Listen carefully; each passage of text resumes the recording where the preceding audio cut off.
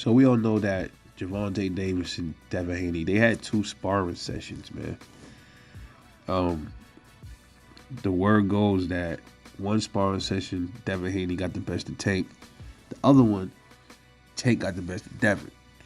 According to Tank, Devin can't crack. I mean, Devin, he cracked Devin, almost knocked him out.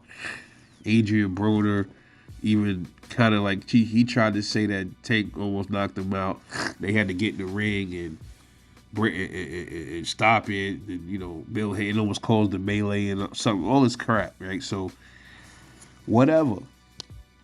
But I am very skeptical when it comes to that sparring, both of those sparring sessions, especially the one that they say Dev got the best of Tank. We never going to see what happened because, you know, with sparring is kind of like secretive.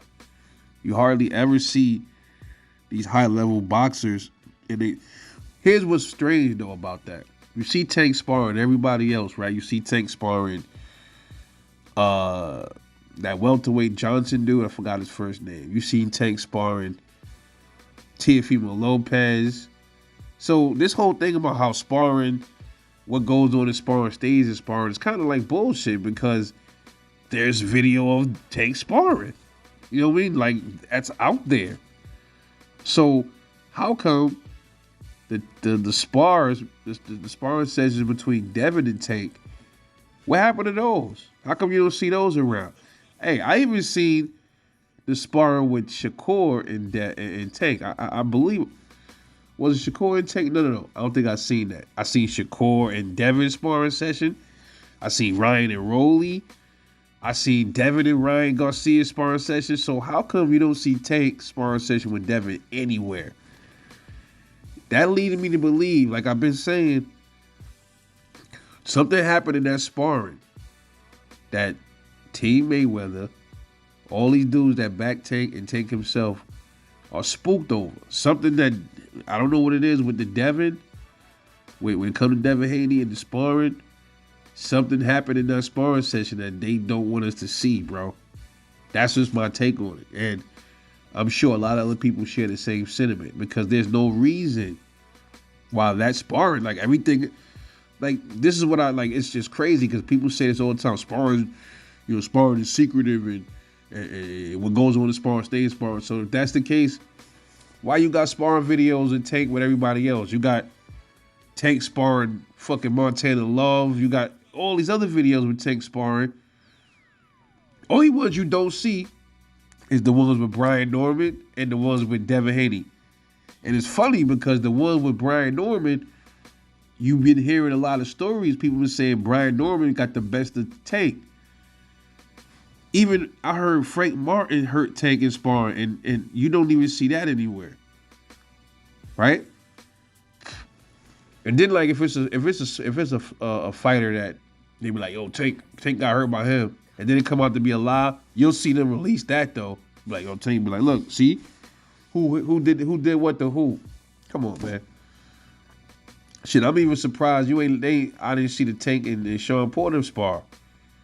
The way Tank said he whooped Sean ass, you know. So and Sean even confirmed it in a way, you know, said something was wrong with him. He was on some other shit that night and all that.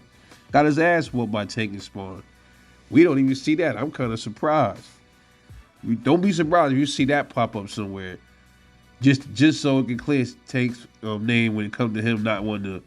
He can't deal with heavier boxers and all that stuff, but he just making himself look like an idiot, man. But I'm telling y'all right now, something happened in that sparring that spooked him. There's no reason, none, zero reason why Gervonta Davis shouldn't have fought. The argument goes, you see a lot of Tank fans dropping messages on my videos too. They're saying the same thing. Why should Tank? Devin is at 140 now. Tank is at 135. Okay, but Devin was at 135 for many years. Why didn't they fight then? He could have been got to Devin all that time when Devin was at 135. It's not like after Tank moved up from 130, Devin skedaddled out of 135. Devin was still there. So what happened? What happened? Why didn't they fight? Come on, man. So There's no reason for that. There's no reason for any rehydration. None of that shit. There's no reason he should be telling the Saudis, I want 2 Ferraris or some shit like that. Why would you need to? Bro, you said on the Rise podcast that Devin Haney can't, like you cracked him. He's weak chinned. Like, pretty much he ain't got no chin and all that shit, right? That would have been an easy payday for Tank. $40 million. Biggest payday ever. Plus back end, right? Think about that for a minute. Had it been anybody else, had it been Rolly, he would have hopped his ass in that ring quick. But for some reason, Devin, is it that it's Shakur sparring him too? Is it that Tank, like, they don't want Tank to fight sparring partners?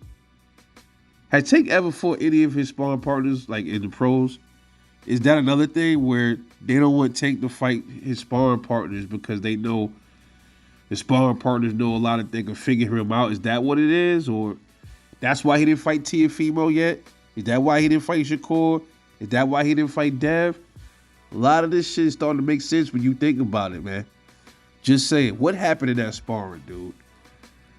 That they ain't telling us, man. But anyway, let me know what y'all think. This is Rebel Light Boxing. I'll catch y'all later on the next one.